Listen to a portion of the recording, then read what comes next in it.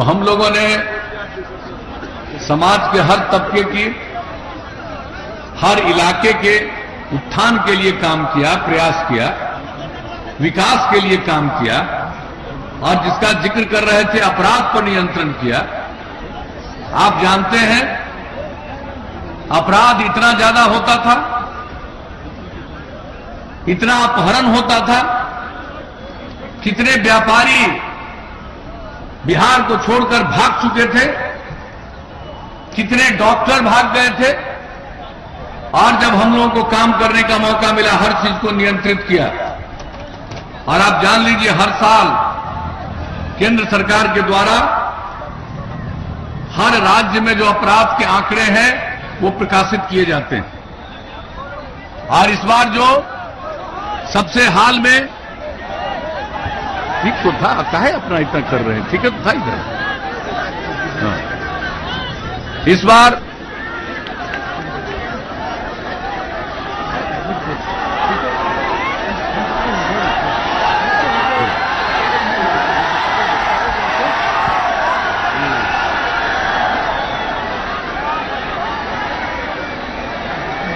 बार जो केंद्र सरकार के द्वारा जो प्रकाशित हुआ है सबसे हाल का आंकड़ा, आप जान लीजिए बिहार इतनी बड़ी आबादी का राज्य, इतना बड़ा राज्य, और अब अपराध के मामले में बिहार देश में 23वें नंबर पर जा चुका है।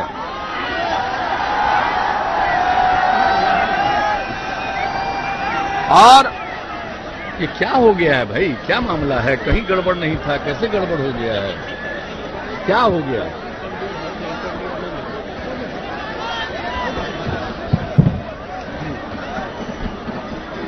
विकास का भी दर बहुत बढ़ा है।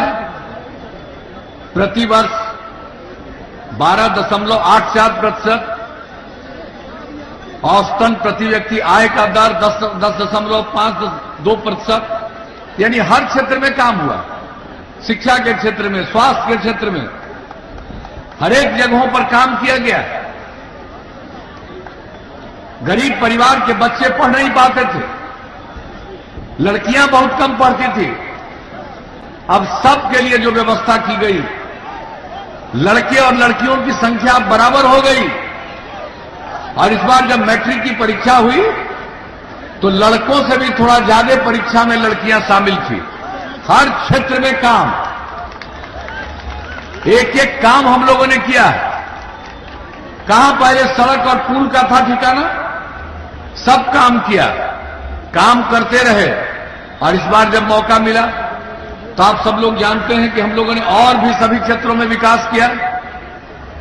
संस्थानों का निर्माण, हर जिले में इंजीनियरिंग कॉलेज, पैरामेडिकल संस्थान, पॉलिटेक्निक संस्थान, महिला आईटीआई, जीएनएम संस्थान, हर सब डिवीजन में एएनएम संस्थान, आईटीआई, इतने बड़े पैमाने पर निर्माण किया।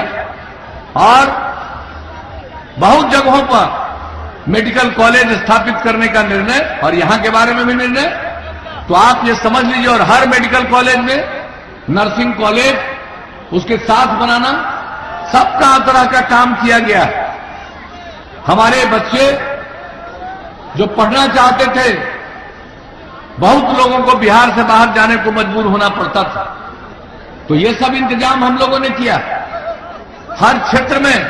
अब आप जान लीजिए क्या स्थिति थी बिजली की।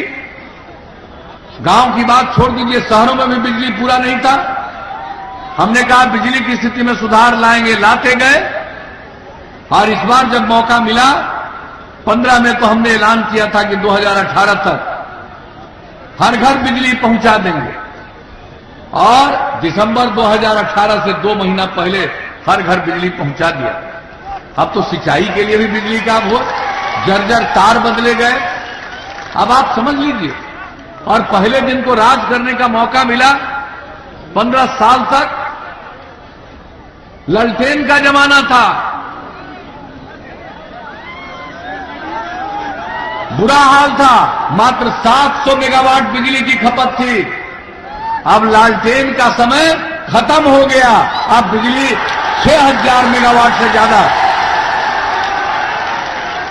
लग रहा है।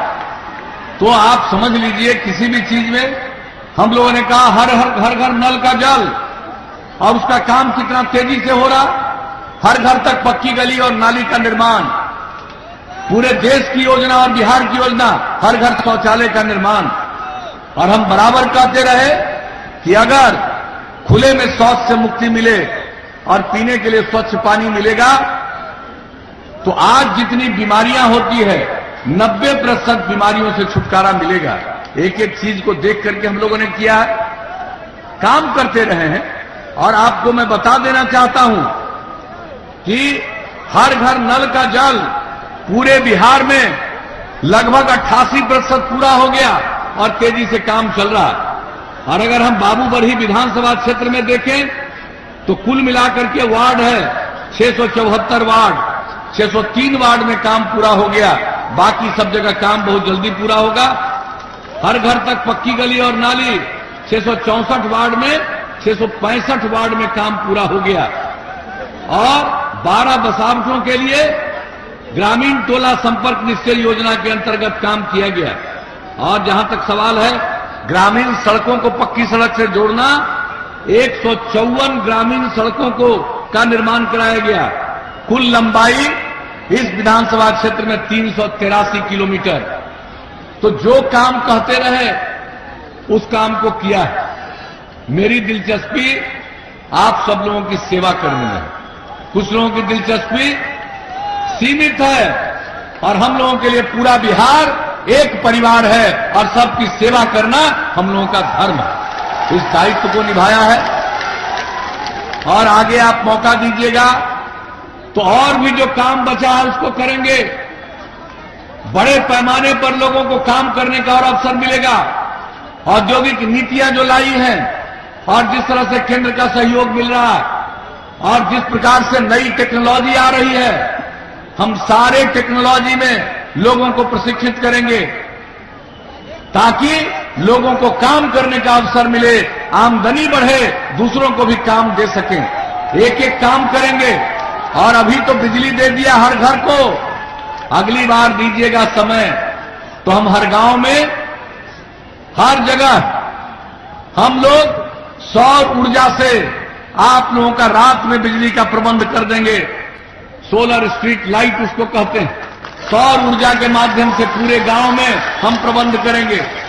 घर का बिजली बुझाइएगा और पूरे गांव में उजाला ही उजाला रहेगा। हर खेत तक सिंचाई का पानी पहुंचाएंगे और जितना काम किया उसका देखभाल, और गांव से लेकर शहर तक साफ सफाई। और वो बहुत जरूरी है, जो पर्यावरण के लिए हम लोग काम कर रहे हैं। अगर साफ सफाई नहीं होगी, हम नाला बनवाते जाएंगे, गंदगी आ जाएगी। इसलिए साफ सफाई पर जोर देना जरूरी है। वो काम हम लोग आगे करेंगे। हर गांव को सड़क से जोड़ दिया।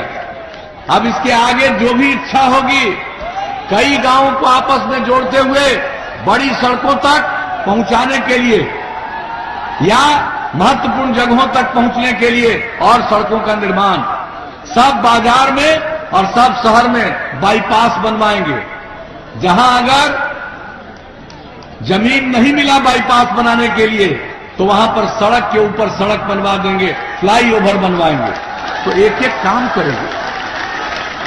हम लोगों का उद्देश्य है आगे बढ़ाना और मिथिला के प्रति हमारा विशेष ध्यान है।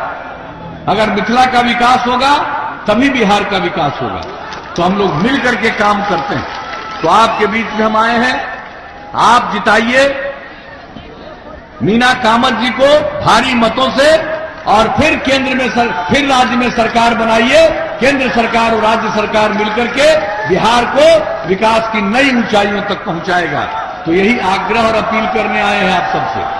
तो क्या उम्मीद करें भाई, मीना कामत जी को जिताइएगा। हाथ उठा के बात। बहुत बहुत धन्यवाद। आपने जिताने का आश्वासन दिया। अब आपने जब कह दिया कि जिताएंगे तो हम इनको जीत का माला समर्पित कर दें। हाथ उठा के बताइए।